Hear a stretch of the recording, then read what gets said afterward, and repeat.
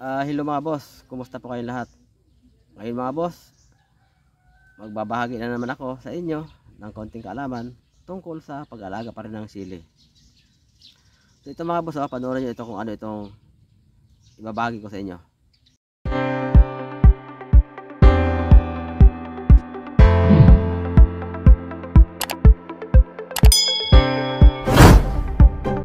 Hello mga boss, kumusta kayo lahat? So yun nga mga boss, mayroon ako sa inyo ibahagi. At para na rin masagot yung mga maraming katanungan dyan sa aking mga video, mga nagko-comment yung mga boss natin, siguro mabaguhan sila. Ang sabi dyan sa mga comment sir, ano ba ang itsura ng sili na mayroong calcium deficiency? So yan yung mga tanong at comment na madalas kong mabasa dyan sa aking mga video, lalo sa mga lumang video. Mula pa yata nung magsimula akong mag-vlog hanggang ngayon, yung katanungan na yan, palagi ko pa rin nababasa. So ito mga boss, para masagot yung mga katanungan nyo at para malunasan din yung problema nyo sa sili, lalo yung mabaguhan. Ito mga boss, mayroon ako sa inyo ipapakita na picture ng sili. Dahil nga hindi tayo makahanap ng aktual na puno ng sili na mabidyohan sana. Yung puno sana na mayroong calcium deficiency. So medyo mahirap mga boss hanapin yan. Kaya ang ginawa ko na lang, kumuha tayo mga boss muna ng picture sa mga libro, naghiram tayo, para magkaroon lang ng idea yung mga boss natin na hindi alam kung ano ba itsura ng sili na mayroong calcium deficiency. So gagamit tayo mga boss ng picture para meron tayong referensya, para yung mga boss natin na baguhan ay magkaroon lang ng idea kung ano ba talaga ang itsura ng sili pag may calcium deficiency. So ito mga boss, yung unang picture. So kung makikita nyo mga boss dyan sa picture, tingnan nyo yung dahon niya, nagkaroon na ng discoloration ng kulay. Yung para siyang namumutla, na para siyang naninilaw. At yung talbos niya ay kumukulot na dahil nga sa calcium deficiency. So yan mga boss ang isang simptomas ng sili pag may calcium deficiency. At ito pa mga boss yung isang picture. Dito sa pangalawang picture mga boss, kung mapapansin nyo, ang dahon ng sili namumutla na at medyo naninilaw. At kung makikita nyo yung flower buds nya, sunog, pati talbos. So ibig sabihin yan, talagang matindi ng kakulangan ng calcium. Kaya siya nasunog, matagal na siya humingi ng calcium, hindi nyo nabibigyan, kaya siya nagkaganyan. Talagang nasunog. Ibig sabihin yan mga boss, pag ang sili nagkaganyan, ibig sabihin hindi na sapat yung calcium sa lupa na inabsorb ng ugat. Talagang wala na, kulang na talaga. Kaya nagkaganyan yung dahon niya, at saka talbos, at saka bulaklak, nasunog. So ayan, makikita nyo naman sa picture mga boss, napakalinaw naman ng picture. Ibig sabihin yan mga boss, matagal na nanghingi ng calcium ang sili, hindi nyo siya binibigyan ng calcium, kaya nasunog na siya. So pag ganyan mga boss ang maranasan ng mga sili ninyo, hindi problema yan, basic lang din yan, simple lang gamutin yan mga boss. So pag ganyan ang itsura ng sili nyo, ang gagawin nyo dyan, katulad ng ginagawa ko, pag ang sili ko ay bata pa, mga minsan 10 days o 30 days, ang ginagawa ko lang dyan mga boss na pag apply ng calcium, yung kalahating lata sardinas na calcium nitrate, tinutunaw ko lang yan sa 16 liters sa tubig. At yun ang ididilig ko sa puno ng sili, isang lata ng sardinas kada puno. Pagkatapos after 5 days, ulitin ko siya ng ganun pa rin resyo, kalahating lata ng sardinas pa rin, tutunawin ko ulit sa 16 liters sa tubig. At ididilig ko ulit isang lata ng sardinas sa bawat puno ng sili. Ngayon, ang sili naman pagka matanda na, halimbawa mga 3 months na, 4 months, at tinamaan pa rin ng ganyan, ang ginagawa ko na dyan mga boss, isang lata ng sardinas na calcium nitrate, tinutunaw ko sa 16 liters sa tubig, at ididilig isang lata ng sardinas kada puno. So after 1 week o 10 days, ulitin ko siya. Pagdilig ulit, ganun pa rin ang resyo, isang lata pa rin ng sardinas, tutunawin pa rin sa 16 liters sa tubig. Sa mga may edad na po, mga boss na mga 3 months pataas na, tandaan nyo mga boss, pag ang sili, lalo pag medyo bata pa, huwag nyo masyado tuluhan ng lagay ng calcium, kasi naranasan ko na dati yan. na pagka tinuduhan mo ng karga ang sili, lalo pag medyo bata pa, sa halip na gumanda, ay lalong nasisira yung dahon, lalo nasusunog. Masusunog lalo siya.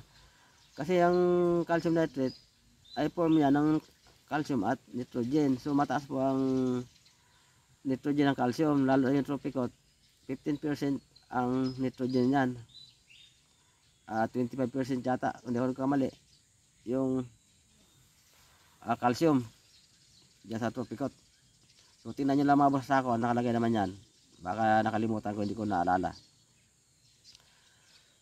O pagkatapos nyan, di siyempre makaka-recover na yan, gagaling na yan, magbabak to normal siya. Pero yung mga dahon na kumulot-kulot na yan at medyo nagrabihan, hindi na mga boss makaka-recover, ganyan na lang yan.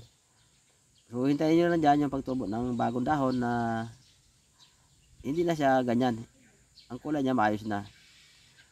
At siyempre magpataba kayo ng regular na pag-abono, yung mga normal na pataba natin ginagamit, yung may mga complete triple 14, yung mga ganun na, para hindi na siya uli magkaganyan, para bumalik siya sa dati. Kaya kung makikita nyo dyan sa mga video namin, tuwing mag-abono kami, may halo na kalating lata ng sardinas na calcium nitrate, hinahalo namin doon sa binabad na pataba bago idilig sa sili. Andiyan mga boss sa mga video ko, panoorin nyo yung sa step by step na pag-abono na sili. Halos hindi kami nagpapaliban, maliban lang kung minsan may mga video ko dyan na hindi kami nakapaghalo.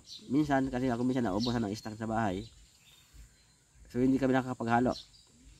Pero hindi naman problema kung minsan lang malaktawan, wala nang problema. Ugaliin nyo na maghalo ng calcium nitrate tuwing mag-abono. Lalo pag mga sili nyo ay flowering and fruiting stage na, kailangan ng sili ang calcium. At tandaan nyo mga boss, ang sili, isa sa mga crops na matakaw sa calcium. Lalo pag yung sili magkakaedad na at marami ng bunga, marami ng sanga, mas mataas sa calcium na ang kailangan niya. So pag wala naman tropicot na calcium nitrate, pwede naman yung nitrabor. Ganun din naman mga boss, halos pareho lang sila. Nitrabor kasi calcium at boron din yan, pwede rin. At ang ginagawa ko pagka ang sili na flowering na hanggang fruiting, nag-i-spray na kami ng mga calcium boron liquid. Habang kami nagpapataba ng calcium na hinalo sa abono binabad, nag-i-spray pa kami para lalo siyang tumibay at gumanda, hindi siya magkaroon ng calcium deficiency at yung mga bunga at bulaklak niya hindi mahuhulog, hindi magdidilawan yung tangkay at mahulog. So kailangan naka-maintain yung paggamit ng calcium. So yan na sa mga boss natin na mga baguhan. Sana mga boss, nasagot na yung katanungan sa magitan ng video ito. Sana kahit paano may mga idea kayo makuha rito. Kasi yan yung tanong na nako, katagalang katanungan yan, napakarami. Patong-patong, paulit-ulit po ganyan. Ano daw ba itsura ng sili pag may calcium deficiency? So yan mga boss, ang pinakita ko picture, ilan lang yan sa mga sintomas ng may calcium deficiency ang sili. Kaya pag minsan yung iba nating kapwa farmers lalo baguhan, pag nakakita ng ganyan, ang ginagawa nila ay binubunot. Kasi sabi naman ng iba, virus daw yan, wala daw gamot yan. Parang magamot na ng yung iba naman, i-spray ng fungicide at fungus daw.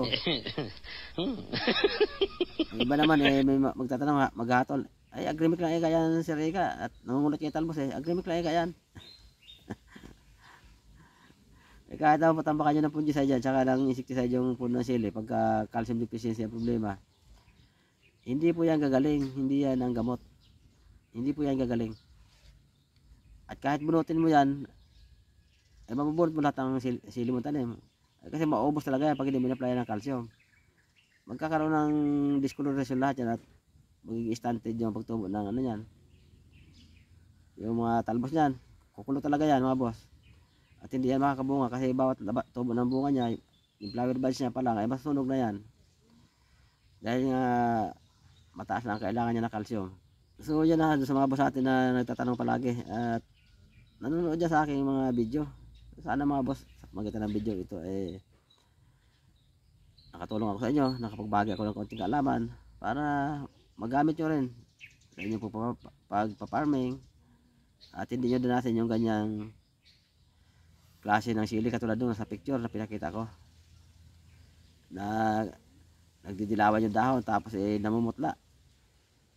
dahil sa calcium deficiency. May mga lupa kasi mga boss talaga na sagana sa calcium. Hindi siya kayang basta-basta kaya ubusin na sili sa isang tanim lang. May mga lupa naman talaga na isang tanim mo pa lang, yung calcium na natural sa lupa hindi sapat. Kaya kailangan mo talaga maglagay ng calcium talaga na synthetic. Ngayon, doon sa mga nagbo-backyard gardening naman, halimbawa, konti lang tanim at lalo yung calcium hindi available sa lugar nyo at medyo mahal nga rin yan, yung tropicot. Minsan nga, hindi naman nakakabili niya ng tingin-tingin sa mga supply. Dahil nga, pag wala gaano bumibili, hindi sila magbubukas kasi madali malusaw. Pagkatanim sa sili sa likod ng bahay, mga 50 puno lang, 20. Pwede na dyan mga boss yung eggshell. Pwede nyo ilaga yan at i-spray. Puro idilig. Pwede nyo rin abuhin yan, sunugin, maging abo. At tunawin sa tubig. I-spray o kaya idilig sa puno sili. Pwede rin yan. Kung available sa inyong lugar ang molasses, pwede rin yan. Ang molasses, sagana rin sa calcium. Pwede rin siyang gamitin na pang alternate sa calcium nitrate. Kung hindi available yung mga calcium liquid dyan sa inyong mga lugar o yung calcium na abono, pwede mga boss ang yung molasses. Pwede nyo siya idilig, ihalo sa tubig at idilig sa puno. Or i-spray nyo sa sili sa mababang resyo lang at timpla. Sa sili, ang ginagawa ko sa molasses, pag malaki na sili ko, 50 ml lang mga boss. Sa 16 liters sa tubig, hinalo ko doon yung molasses at yan ang ini-spray. Para na rin pantaboy sa mga langgam, sa mga kadalasan yung sili gustong gusto ng mga langgam, lalo yung pulang langgam. Tsaka yung itim, akit niya sa puno, nagkukulot yung sili. Kasi pag nandyan yung langgam, may aphids na. So nagkukulot. O kung organic naman yung backyard gardening, yung pwede yan mga boss. Pangtaboy sa mga langgam, yung molasses. 100% mga boss, sureball yan, epektibo sa langgam. Nag-trial na kami yan, ilang beses na talaga sureball naman. Sagana mga boss yan sa calcium, molasses. Pwede siyang pagka backyard gardening lang at organic ang gusto nyo pag-aalaga, pwede yan. Idilig sa sili o kaya spray ang molasses. O yung mga eggshell, pwede yan ilaga. Ilaga yun ng pakuluan at saka yung pinagpakuluan ng tubig. Dahil yung eggshell hindi naman niya matutunaw kahit maghapon magdamog pakuluan. Buo pa rin yan. Yung pinaglagaan niya tubig yan, pag lumamig, palamigin niyo muna. O pwede siya mga boss i-spray sa sili o kaya idilig. At saka naman niya sa calcium. Yung molasses naman, huwag nyo nang ilaga kasi luto na yan ihalo nyo lang sa tubig. Pagka bata ka sili, pwede naman 30 ml lang 60 liters sa tubig. O pag medyo malaki na, pwede na 50 ml.